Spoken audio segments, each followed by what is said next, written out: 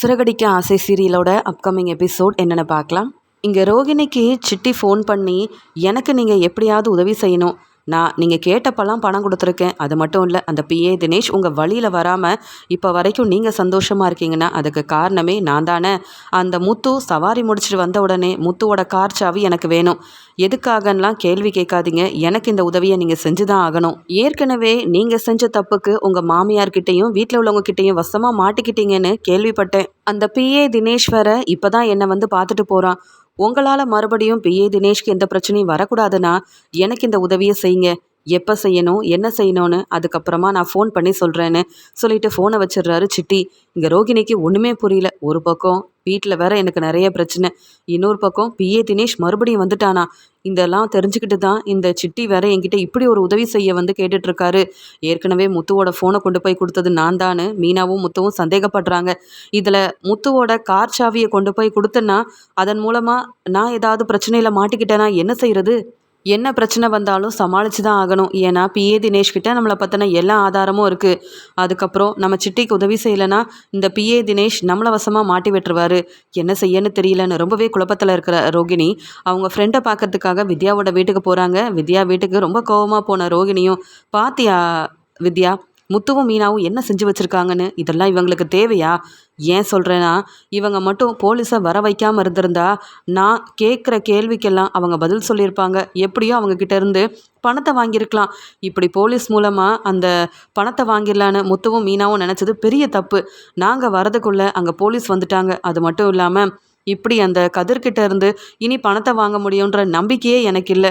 முத்துவும் மீனாவும் பணம் கிடைக்கக்கூடாதுன்றதுக்காக தான் இப்படியெல்லாம் செஞ்சுருக்காங்க போல அப்படின்னு சொல்லிட்டு இருக்காங்க.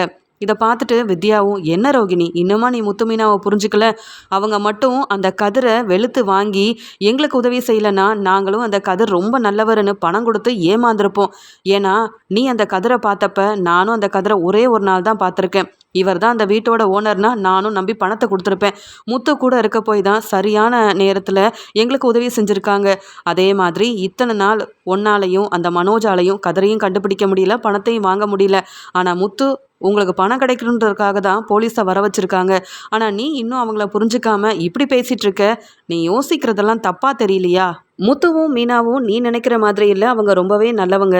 எனக்கே அவங்க 2 பேரும் நல்லது செய்கிறாங்க, உதவி செய்கிறாங்க. நீ அந்த வீட்டில் மருமகளாக இருக்க, உனக்கு மட்டும் உதவி செய்யணும்னு நினைக்க மாட்டாங்களா? கண்டிப்பாக உன் பணத்தை கதிர்கிட்ட இருந்து திரும்பி வாங்கி கொடுக்கறதுக்காக தான் போலீஸெல்லாம் வர வச்சு இப்படி முத்து உதவி செஞ்சுருக்காரு. அவங்களுக்கு நீ நன்றி சொல்லலைனாலும் இப்படி அவமானப்படுத்தி அவங்கள தப்பாக நினைக்காமையாவது இருக்கலாம்ல. எனக்கு தெரியும் முத்துவும் மீனாவும் நல்லது தான் செஞ்சுருக்காங்க, நீ தான் புரிஞ்சிக்கல அப்படின்னு முத்து மீனாவுக்கு சப்போர்ட் பண்ணி பேசுகிறாங்க வித்யா. உடனே ரோகிணி ரொம்ப கோவமா, பரவாயில்ல, என்னை விட உனக்கு மீனா மேலேயும் முத்து மேலேயும் தான் ரொம்ப பாசமும் நம்பிக்கையும் வந்துடுச்சுல அப்படின்னு சொல்ல, உடனே வித்யாவும், இல்லை நீ சொல்லு, ஆமாம் இப்போ என்னை பார்க்க வந்திருக்க அப்படின்னு சமாளிக்கிறாங்க. அது வேற ஒன்றும் இல்லை, அந்த சிட்டி ரொம்ப நாள் கழித்து எனக்கு ஃபோன் பண்ணான், அவன் இன்னொரு வேலையை கொடுத்துருக்கான், அவனுக்கு நான் பெருசாக உதவி செய்யணுமா அப்படின்னு ரோகிணி ஆரம்பிக்கிறாங்க. உடனே வித்யாவும், என்னது மறுபடியும் நீ உதவி செய்யணுமா? ஏற்கனவே முத்துவோட ஃபோனை யாருக்கும் தெரியாமல் சிட்டிக்கிட்ட கொண்டு போய் கொடுத்தது நீ தானே. உன் வீட்டில் உள்ளவங்களுக்குலாம் தெரிஞ்சா நீ வசமாக மாட்டிப்ப. மறுபடியும் உதவி செஞ்சேன்னா பிரச்சனை உனக்கு தான் வரும்ன்றதை புரிஞ்சுக்கிட்டு நீ கண்டிப்பாக சிட்டிக்கு உதவி செய்யக்கூடாது. மீனாவும் முத்தவும் ரொம்ப நல்லவங்க, அவங்க ரொம்ப பாவம், எல்லாருக்கும் உதவி செய்யணும்னு நினைக்கிறாங்க. அப்படிப்பட்டவங்களுக்கு நீ பிரச்சனை செஞ்சால் கண்டிப்பாக நீ வசமாக மாட்டிப்ப. அது மட்டும் இல்லை, இதில் நான் உனக்கு உதவி செய்யவே மாட்டேன். நீயும் அந்த சிட்டிக்கு உதவி செய்யாத, சீக்கிரமாக அந்த சிட்டிக்கிட்ட வாங்கின பணத்தையும் திருப்பி கொடுத்துரு. அது மட்டும் இல்லை, இந்த பிஏ தினேஷ்க்கு சரியான பாடம் புகட்டணும். பிஏ தினேஷ் மூலமாக தான் உன்கிட்ட உதவி கேட்டு இந்த சிட்டியும் வந்துட்டுருக்கான் அப்படின்னு சொல்ல, யாரும் உதவி செய்ய வேண்டாம், என்ன செய்யணும்னு எனக்கு தெரியும். மீனா முத்துவை உனக்கு ரொம்ப பிடிச்சிருக்கு, அவங்க ரொம்ப நல்லவங்க நம்புற, அதனால தான் இப்படி அவங்களுக்கு சப்போர்ட் பண்ணி பேசுகிற. வர வர நீ எனக்கு ஃப்ரெண்டா இல்லை அந்த மீனாவுக்கு ஃப்ரெண்டானே தெரியல. உன்கிட்ட இதெல்லாம் சொன்னேன் பார்த்தியா, ஏன் தப்பு தான். அந்த பிஏ தினேஷால் மட்டும் ஏதாவது எனக்கு பிரச்சனை வந்தது, நான் மனோஜ் கூட சேர்ந்து வாழவே முடியாது. அதுக்காகவாது சிட்டிக்கு நான் உதவி செஞ்சு தான் ஆகணும். எனக்கு என்ன, முத்துவோட கார் சாவியை தானே கேட்குறாங்க, எடுத்து கொடுக்க வேண்டிதான். அதுக்கப்புறம் பிரச்சனை வந்தால் நான் சமாளிச்சுக்கிறேன். நீ எனக்கு உதவி செய்யவே வேண்டாம். இதை பற்றி மீனா முத்துக்கிட்ட சொல்லாமல் இருந்தால் அதுவே போதும். நான் கிளம்புறேன் அப்படின்னு சொல்கிறாங்க. என்ன ரோகிணி இவ்வளவும் எடுத்து சொல்கிறேன், நீ இன்னுமா அந்த முத்து மீனா மேலே கோவமாக இருக்க? நீ ஏன் இப்படிலாம் செய்கிறேன்னு கேட்கும்போது, நீ உன் வேலையை பாரு, நான் என் வேலையை பார்க்குறேன். உன்கிட்ட வந்து இதெல்லாம் சொன்னேன்ல, என்னுடைய பெரிய தப்பு தான். நான் பார்லருக்கு கிளம்புறேன், எனக்கு நிறைய வேலை இருக்குது அப்படின்னு ரோகிணி ரொம்ப கோவமாக பேசிட்டு அங்கேருந்து கிளம்புறாங்க. ரோகிணி இப்படி செய்கிறதெல்லாம் பார்த்துட்டு வித்யா நினைக்கிறாங்க, ரோகிணி திருந்தவே மாட்டா, அவளோட வாழ்க்கை நல்லா இருக்கணும், அவளை பற்றின உண்மை தெரியக்கூடாதுன்னு ரோகிணி என்ன வேணாலும் செய்வா போல. இதில் எந்த தப்புமே செய்யாத முத்துவும் மீனாவும் தான் மாட்டிக்க போகிறாங்க. ஆனால் பிரச்சனைன்னு வந்தால் கண்டிப்பாக அந்த ரோகிணியும் வசமாக அவள் மாமியார்கிட்ட மாட்டிக்க போகிறா. நமக்கு என்ன, நாம் ரோகிணிக்கு உதவி செய்யாமல் இருந்தால் அதுவே போதும் அப்படின்ற மாதிரி நினைக்கிறாங்க. ஏன்னா முத்துவும் மீனாவும் ரொம்பவே நல்லவங்க அப்படின்னு முத்து மீனாவை புரிஞ்சுக்கிட்ட வித்யாவும் ரோகிணிக்கு இனி சப்போர்ட் பண்ணவே கூடாது அப்படின்ற மாதிரி யோசிக்கிறாங்க. பார்லரில் வேலையெல்லாம் முடிச்சுட்டு இங்கே ரோகிணி வீட்டுக்கு வராங்க. மீனா எல்லாருக்குமே சமைச்சு வைக்கிறாங்க. இங்கே சாப்பிட வந்த ரோகிணி மீனாவை பார்த்து முறைச்சிக்கிட்டே கேள்வி கேட்குறாங்க. ஏன் மீனா, வேணும்னே நாங்கள் சந்தோஷமாக இருக்கக்கூடாது, அந்த பணம் கிடைக்கக்கூடாதுன்றதுக்காக தான் கதிரை போலீஸ்கிட்ட மாட்டி விட்டீங்களா? அப்புறம் எதுக்காக எங்களை வர சொன்னீங்க அப்படின்னு கேட்க, உடனே மீனா சொல்கிறாங்க, என்னை யாரோ நினச்சி பேசுகிறீங்க, பணம் கிடைக்கணுன்றதுக்காக தான் போலீஸாக வர வச்சோம். நீங்களும் நானும் ஒரே வீட்டில் தான் மருமகளாக இருக்கோம். நீங்கள் ஏமாந்தாலும் அந்த பணத்தை நாங்கள் கண்டுபிடிக்கணும்னு நினச்சோம். கதிர் கிடைச்ச உடனே உங்ககிட்ட மட்டும் இல்லை, போலீஸ்க்கும் ஃபோன் பண்ணோம். ஏன்னா அப்படியாவது பயந்து அந்த பணத்தை கதிர் தந்துருவான்னு நினச்சா எல்லாத்தையும் செலவு செஞ்சுட்டேன்னு கதிர் சொல்லி சமாளிக்கிறான். இதில் நான் என்னங்க தப்பு பண்ணேன்? என்ன கேள்வி கேட்குறீங்க? நான் எந்த தப்பும் செய்யல. போலீஸை வர வச்சு தப்பு செஞ்ச கதிரை மாட்டி விட்டதில் என்ன தப்பு இருக்குன்னு கேட்குறாங்க. நீங்கள் கூட தான் அந்த ஜீவா கிடச்ச உடனே போலீஸ்கிட்ட தானே மாட்டி விட்டீங்க. போலீஸ் மூலமாக தானே மாமாவோட பணத்தை வாங்கினீங்க. அதெல்லாம் மறந்து போச்சா அப்படின்னு கேட்க, ரோகிணி ரொம்ப கோவமா, இப்போ என்ன, அந்த பணத்தை வச்சு தான் மனோஜுக்கு நான் கடை ஆரம்பித்து கொடுத்தேன், அதனால தான் மனோஜ் இப்போ பிஸ்னஸ் செய்கிறாருன்னு நீங்கள் சொல்லி காமிக்கிறீங்க போல் அப்படின்னு சொல்ல, நீங்களும் போலீஸ்கிட்ட போனதுக்கப்புறமா தான் அந்த ஜீவா கிட்டேருந்து பணத்தை வாங்கினீங்க. அதே மாதிரி நானும் செஞ்சுருக்கேன். இதில் என்னங்க தப்பு இருக்குது? நீங்கள் புரிஞ்சுக்காமல் பேசுகிறீங்க ரோகிணி. வீட்டில் எல்லார்கிட்டையும் கேட்டு பாருங்கள், நானும் என் வீட்டுக்காரரும் செஞ்சது சரிதான்னு சொல்லுவாங்க. உங்களுக்கு பணம் கிடைக்கணுன்றதுக்காக தான் போலீஸை வர வச்சோம். வேணும்னே உங்களை அவமானப்படுத்தவோ இந்த பணம் கிடைக்கக்கூடாதுன்னு நாங்கள் நினைக்கவே இல்லை. நீங்கள் மட்டும் பேசினா மட்டும் அந்த கதிர் பணத்தை கொடுத்துருப்பானா என்ன அப்படின்னு கேட்க, ரெண்டு பேரும் தேவையில்லாமல் பேசுகிறாங்க. இங்கே ரோகிணியும் ரொம்ப கோவப்படுறாங்க. இதை பார்த்துட்டு ஸ்ருதி சொல்கிறாங்க, வர வர ரோகிணி செய்கிற தப்பெல்லாம் மறைச்சிட்டு நம்மக்கிட்ட இவ்வளோ கோவமாக பேசிகிட்டு இருக்காங்க. ஏன் ரோகிணி, உங்களாலையும் மனோஜாலையும் கதிரை கண்டுபிடிக்க முடியல. முத்துவும் மீனாவும் எவ்வளோ பெரிய விஷயம் செஞ்சுருக்காங்க. கண்டுபிடிச்சது மட்டும் இல்லாமல் கதிரை போலீஸ்கிட்டையும் மாட்டி விட்டுருக்காங்க. ஆனால் நீங்கள் அவங்கள புரிஞ்சுக்காமல் இப்படி பேசுகிறத ஏற்றுக்கவே முடியல. நீங்கள் செஞ்சால் நல்லது, இதே மற்றவங்க செஞ்சால் தப்புன்னு சொன்னால் எப்படி? நீங்கள் கேட்ட உடனே ஜீவா பணத்தை கொடுக்கலையே, போலீஸ்கிட்ட ஜீவாவை மாட்டி விட்டீங்க. அந்த ஒரு பயத்தில் தானே பணத்தை கொடுத்தாங்க. அதே தான் முத்துவும் செஞ்சுருக்காரு. நீங்கள் பேசாமல் போய் சாப்பிடுங்க. மீனாவை தேவையில்லாமல் நீங்கள் பேசி திட்டிகிட்டு இருக்கீங்க, அவமானப்படுத்துகிற மாதிரி பேசுகிறீங்க. அவங்க சரியாக தான் செஞ்சுருக்காங்க அப்படின்னு சொல்ல, உடனே ரோகிணி யோசிக்கிறாங்க. ஒரு பக்கம் வித்யா, இன்னொரு பக்கம் இந்த ஸ்ருதி, அண்ணாமலை மாமான்னு எல்லாருமே முத்து மீனாவுக்கு சப்போர்ட் பண்ணுறாங்க. நான் சொல்ல வரதை புரிஞ்சுக்க மாட்டேங்கிறாங்க. நான் மட்டும் அந்த கதிர்கிட்ட பேசி புரிய வச்சு பணத்தை வாங்கியிருந்தேன்னா இந்த விஜயாத்தை மனசு மாதிரி என்னை மருமகளாகவே ஏற்றிருந்துருப்பாங்க. இந்த பணத்தையும் கொண்டு வந்து வீட்டில் உள்ள எல்லாருக்கும் கொடுத்துருப்பேன். எல்லாரும் சந்தோஷப்பட்டிருப்பாங்க. இனி போலீஸ் எப்படி அந்த கதிர்கிட்ட இருந்து உண்மையை கண்டுபிடிச்சு பணத்தை வாங்கி எப்போ தரப்போகிறாங்களோ தெரியலையே. எங்கே பணம் 30 லட்சம் ரூபா, ஆனால் அது கிடைக்கக்கூடாதுன்னு தான் முத்துவும் மீனாவும் இப்படி செஞ்சுருக்காங்க. இதுக்காகவே கண்டிப்பாக நம்ம அந்த சிட்டிக்கு உதவி செய்யணும். அந்த சிட்டி என்ன வேணாலும் அந்த முத்துவுக்கு செஞ்சு அவமானப்படுத்தட்டும், நானும் அதை பார்க்க தான் ஆசைப்படுறேன் அப்படின்னு ரோகிணி நினைக்கிறாங்க. ரோகிணி சாப்பிட்டுட்டு தன்னுடைய ரூமுக்கும் போகிறாங்க. அங்கே ரோகிணியும் வேலையெல்லாம் செஞ்சிட்ருக்க மனோஜ் ரோகிணியை கண்டுக்காமல் இருக்கும்போது ரோகிணி சொல்கிறாங்க, என்ன மனோஜ், அதான் அந்த முத்துவும் மீனாவும் தேவையில்லாமல் நமக்கு பணம் கிடைக்கக்கூடாதுன்னு போலீஸ் வரைக்கும் போயிட்டாங்களே, இப்போ நம்மளால் எப்படி அந்த பணத்தை கண்டுபிடிக்க முடியும், வாங்க முடியும்னு சொல்கிறாங்க. நீ கொஞ்சம் அமைதியாரு. அதான் முத்து முடிஞ்ச அளவு எல்லாத்தையும் செஞ்சுருக்கான்ல, அந்த கதிர் எப்படியும் பணத்தை கொடுத்துருவான் அப்படின்னு சொல்கிறாங்க. பணம் கிடைக்கும்னு தான் எனக்கு நம்பிக்கையே இல்லைன்னு சொல்ல, நீ இப்படி என்கிட்ட வந்து பேசுகிறது எல்லாம் எங்கள் அம்மாவுக்கு தெரிஞ்சால் பிரச்சனையாகும். நீ உன் வேலையை பாரு, நான் என் வேலையை பார்க்குறேன் அப்படின்னு மனோஜும் சொல்லிடுறாரு. மனோஜ் மனசை மாற்றியாச்சுன்னா எப்படியும் இந்த வீட்டிலேருந்து மனோஜை கூட்டிகிட்டு போயிடணும். அந்த விஜய் அத்தைக்கு சரியான பாடம் புகட்டணும். அது வரைக்கும் இவங்க பேசுகிற பேச்செல்லாம் கேட்டுக்கிட்டு நான் பொறுமையாக தான் இருக்கணும் போல். மனோஜ் எப்பயுமே அவங்க அம்மா பேச்சை மட்டும்தான் கேட்டுட்ருக்காருன்னு ரோகிணிக்கு கோபம் வருது. அந்த சமயம் இங்கே சிட்டி ரோகிணிக்கு ஃபோன் பண்ணுறாங்க. என்ன இந்த நேரத்தில் இந்த சிட்டி வேறு ஃபோன் பண்ணிகிட்ருக்காரு, எதுக்காக ஃபோன் ஃபோன் பண்ணுறாருன்னு தெரியலையே, அது மட்டும் இல்லை இதெல்லாம் மனோஜுக்கு தெரிஞ்சால் பெரிய பிரச்சனையாயிரும் அப்படின்னு மனோஜுக்கு தெரியாமல் மெதுவாக அந்த ரூம்லேருந்து வெளியில் வராங்க. வந்த ரோகிணியும் சிட்டியை முதல்ல திட்டி இப்படி தேவையில்லாத நேரத்துலலாம் ஃபோன் பண்ணக்கூடாதுன்னு சொல்லிடணும் அப்படின்னு சொல்லிட்டு ஃபோன் எடுத்து பேசுகிறாங்க. என்ன சிட்டி, என்ன நினச்சிட்ருக்கீங்க? உங்கள் விருப்பத்துக்கு எப்போ வேணாலும் ஃபோன் பண்ணுவீங்களா? நான் உங்களுக்கு உதவி செய்கிறேன்னு சொல்லவே இல்லையே, அப்புறம் எதுக்காக இப்போ ஃபோன் பண்ணீங்க? இதெல்லாம் எங்கள் வீட்டில் உள்ளவங்களுக்கு தெரிஞ்சால் பெரிய பிரச்சனையாயிரும். முதல்ல நீங்கள் ஃபோனை வைங்க. எதுனாலும் நான் உங்கள் ஆஃபீஸ்க்கு வரேன், அங்கே பேசிக்கலாம். நான் உங்ககிட்ட தான் ஃபோனில் பேசுகிறேன்னு வீட்டில் உள்ளவங்களுக்கு தெரிஞ்சால் அவ்வளவுதான், என்னை சும்மா விட மாட்டாங்க. நாளைக்கு என்ன ஏதுன்னு தெளிவாக சொல்லுங்கள்.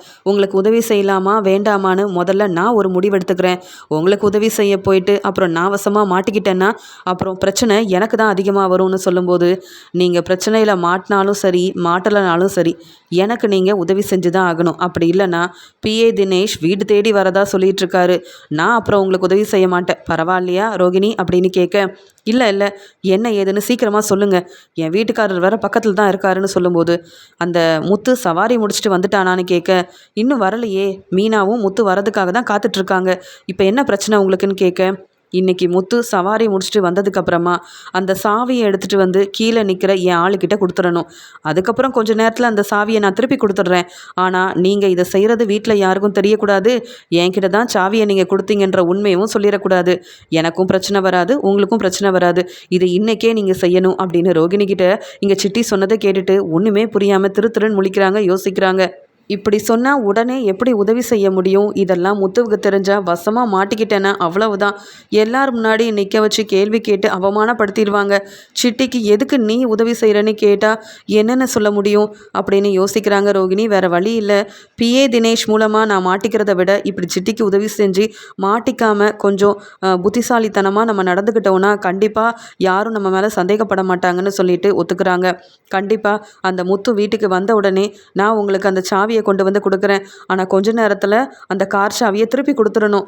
இல்லை அப்புறம் மறுபடியும் ஃபோன் வந்து காணாமல் போன விஷயத்தில் என்ன சந்தேகப்பட்ட மாதிரியே பிரச்சனையை ஆரம்பிச்சிருவாங்க முத்துவும் மீனாவும் அப்படின்னு சொல்ல, கவலைப்படாதீங்க ரோகிணி, உங்களுக்கு எந்த பிரச்சனையும் வராமல் நான் பார்த்துக்கிறேன்.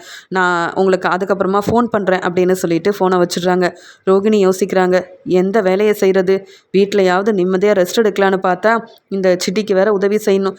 இன்னும் மீனா மாதிரியே முத்து வீட்டுக்கு வர வரைக்கும் நானும் காத்துக்கிட்டே தான் இருக்கணும் போல், ரெஸ்ட் எடுக்க முடியாது போல் இன்னைக்கு அப்படின்னு அங்கே நின்று பார்த்துக்கிட்டே இருக்காங்க. உடனே அங்கே வந்த மீனாவும், என்ன ரோகிணி உங்களுக்கு காஃபி எதுவும் வேணுமா அப்படின்னு சொல்ல, அதெல்லாம் ஒன்றும் வேண்டாம், நான் இங்கே நிற்கிறது என்ன உங்களுக்கு பிடிக்கலையா அப்படின்னு கேட்குறாங்க. உடனே மீனாவும் பேசாமல் அங்கேருந்து போயிடுறாங்க.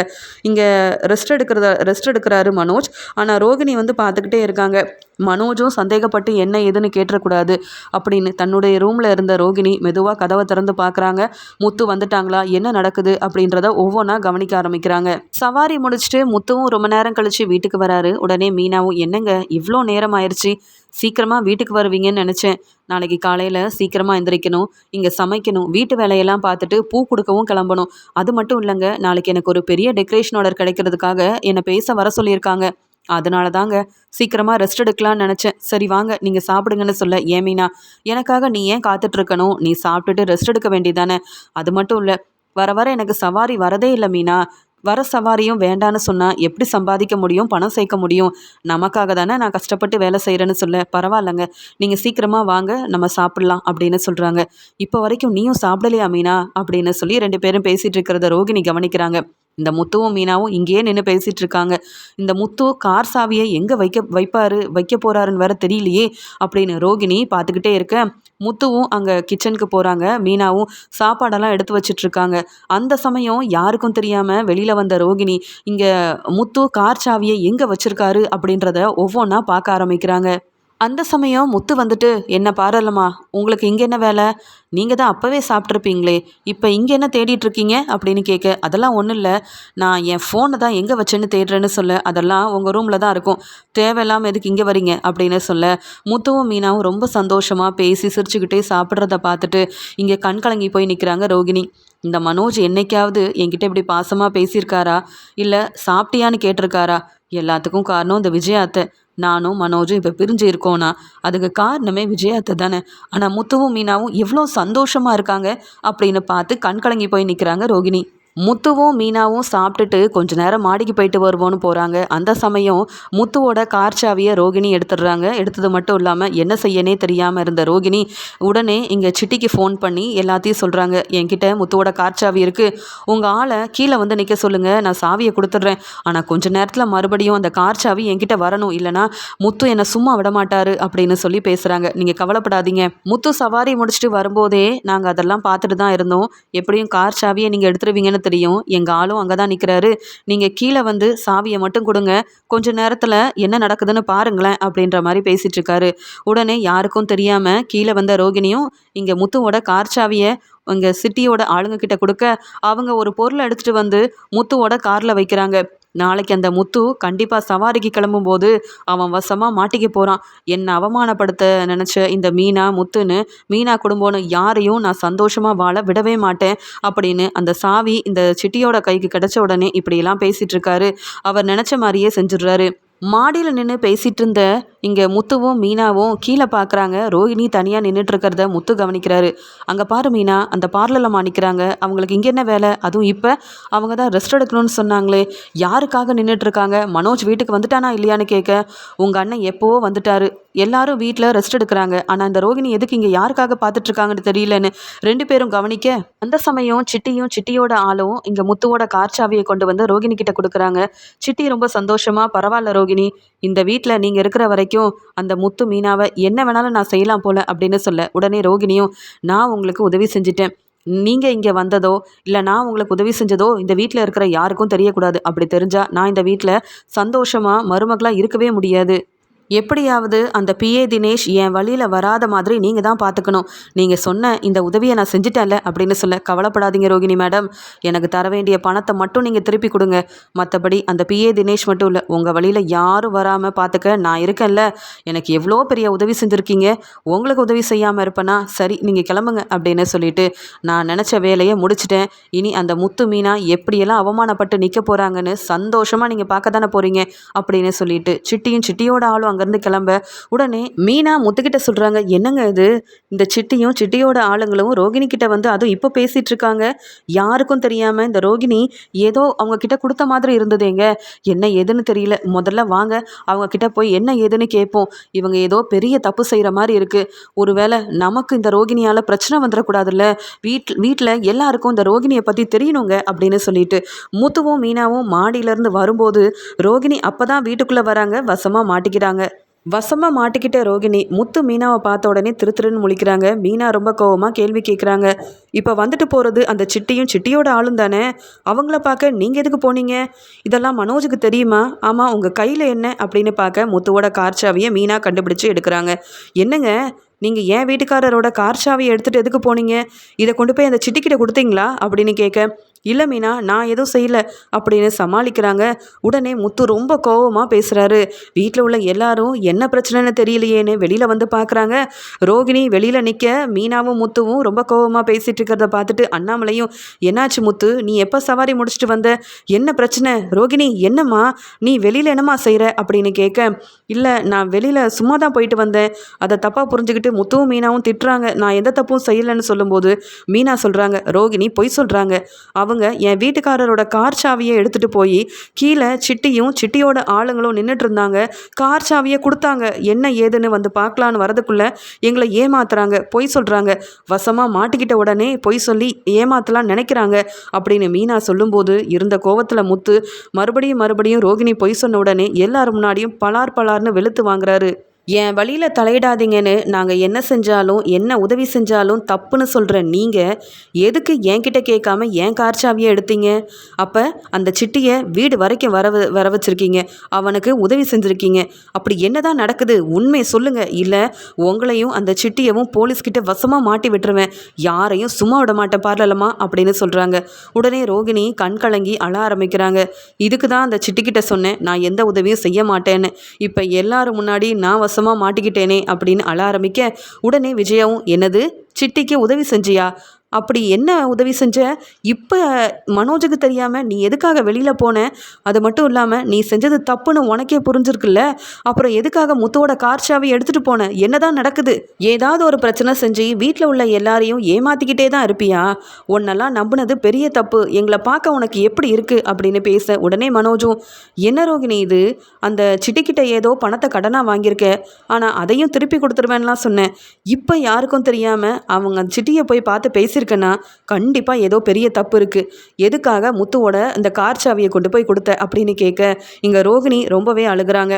என்ன சொல்லன்னு தெரியாமல், அது வேற ஒன்றும் இல்லை சிட்டி, இப்போவே நான் கொடுத்த பணத்தை திருப்பி கொடுக்கலனா அவ்வளவுதான், வீட்டில் வந்து பிரச்சனை செஞ்சிருவேன்னு சொன்னார். அதுக்கு பதிலாக எனக்கு ஒரு உதவி செய்யணும், முத்துவோட கார் சாவியை கொண்டு வந்து கொடு அப்படின்னாங்க. ஆனால் எதுக்கு என்ன ஏதுன்னெலாம் எனக்கு தெரியாது. முத்துவோட காரில் என்ன இருக்குது அதையும் நான் பார்க்கல. இந்த உதவி செஞ்சாதான் பணத்தை நான் திருப்பி கேட்க மாட்டேன்னு சொன்னார். நானும் யாருக்கும் தெரியாமல் கார் சாவியை கொண்டு போய் கொடுத்தேன்னு மறுபடியும் போய் சொல்கிறாங்க. இதை பார்த்துட்டு முத்துவும் ரவியும் உடனே அந்த கார் சாவியை எடுத்துகிட்டு போய் காரில் என்னதான் இருக்குன்னு பார்க்குறாங்க. போலீஸில் முத்து வசமாக மாட்டிக்கிறதுக்காக தேவையில்லாத பொருளெல்லாம் இங்கே முத்துவோட காரில் வச்சுருக்கிறது முத்துவுக்கும் ரவிக்கும் தெரிய வருது. அதை முதல்ல எடுத்துடுறாங்க. அதை வீட்டில் உள்ள எல்லாருக்கிட்டேயும் காமிக்கிறாங்க. பாருங்கள், அந்த சிட்டி வெளியில் வந்ததுனால என்னையும் நம்ம குடும்பத்தையும் அவமானப்படுத்தணும்னு இப்படி திட்டம் போட்டிருக்கான். அதுக்கு உதவி செஞ்சது இந்த வீட்டு மருமக ரோகிணி. இதெல்லாம் இவங்களுக்கு தேவையா? அப்புறம் இவங்களை எப்படி சும்மா விடுறது? இந்த சிட்டிக்கு உதவி செஞ்ச ரோகிணியை பற்றியும் அந்த சிட்டியை பற்றியும் நான் போலீஸில் சொல்ல தான் போகிறேன்.